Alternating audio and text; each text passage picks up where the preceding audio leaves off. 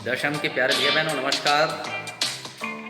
चलिए आज हम अध्याय 14 उसमें महत्वपूर्ण घटनाक्रम पर लगातार चर्चा कर रहे हैं। तो आज भी हम इस और घटनाक्रम को जानने का प्रयास करें, पंजाब और असम आंदोलन। बच्चों, आखिर पंजाब में ऐसी क्या स्थिति बनी कि हमारा भारत तो स्वतंत्र हुआ मगर वहाँ आंदोलन थमने का नाम नहीं ले रहा था।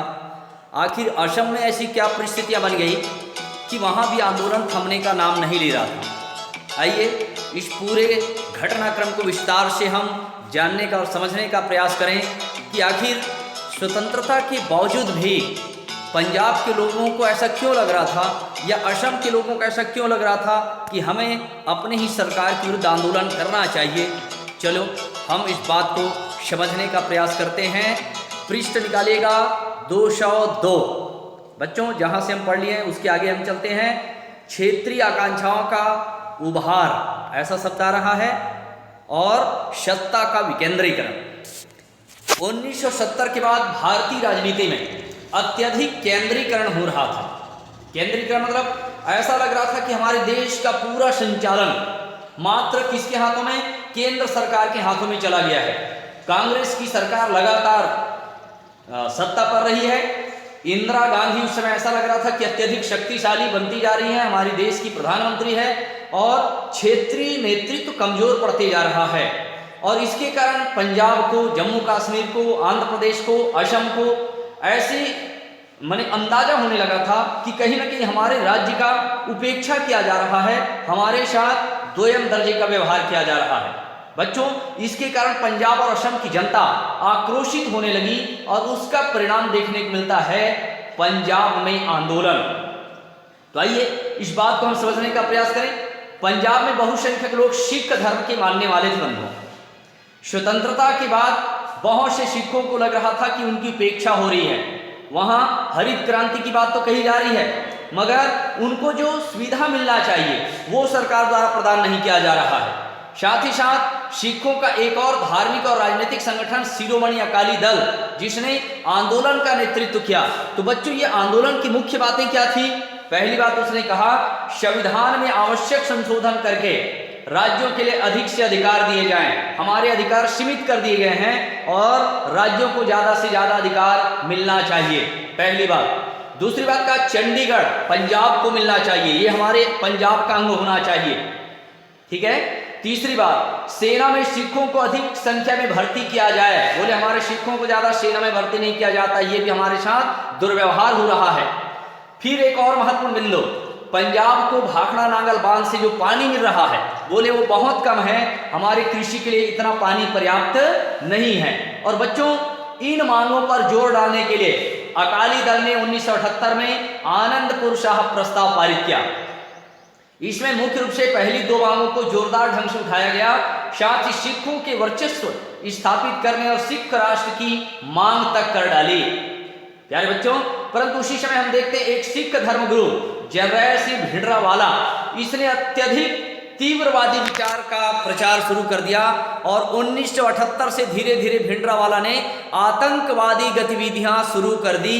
जहां तक बच्चों, स्वर्ण मंदिर के एक बड़े हिस्से पर उसने कब्जा कर लिया, वहां किलेबंदी कर ली, जबकि स्वर्ण मंदिर हमारा भारत की धरोहर है।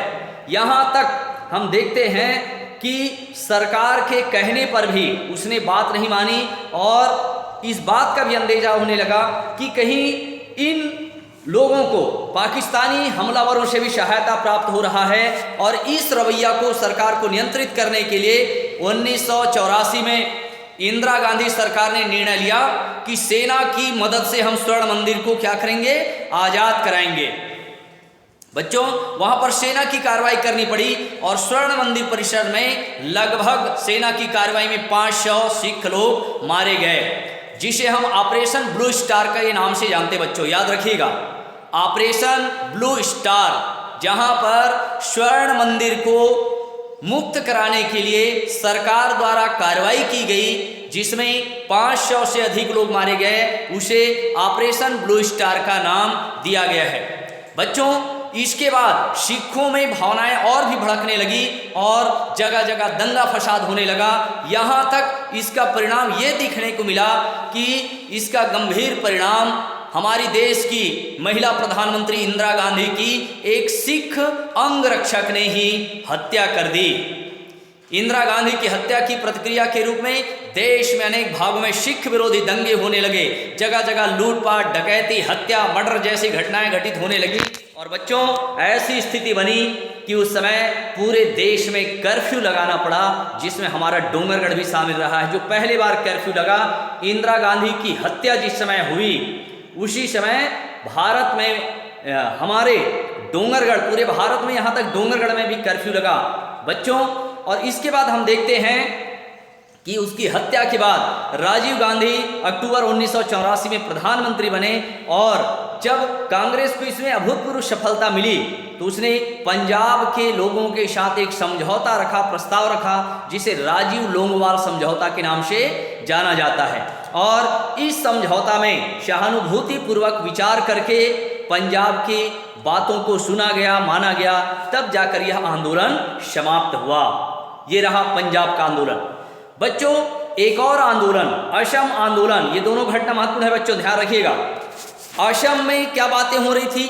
तो असम में 1970 के दशक में स्वायत्तता की मांग उठ रही थी।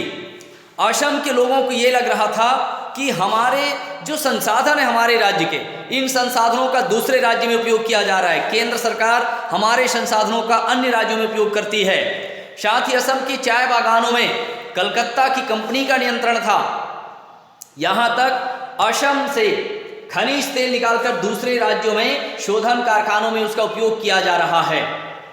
साथ ही साथ इसमें और समस्या थी कि असम के लोगों को रोजगार नहीं मिल रहा है, और असम में असमिया के अलावा बांग्लादेश के भी प्रमुख भाषा के बोलने वाले लोग रहते थे। अंग्रेजी शासन के समय हम देखते हैं कि वहाँ बांग्ला भाषी लोगों को, जो अंग्रेजी ज़्यादा जानते थे, उनको अंग्रेजों ने क्या किया, ज़्यादा से ज़्यादा नौकरी में रख लिया था।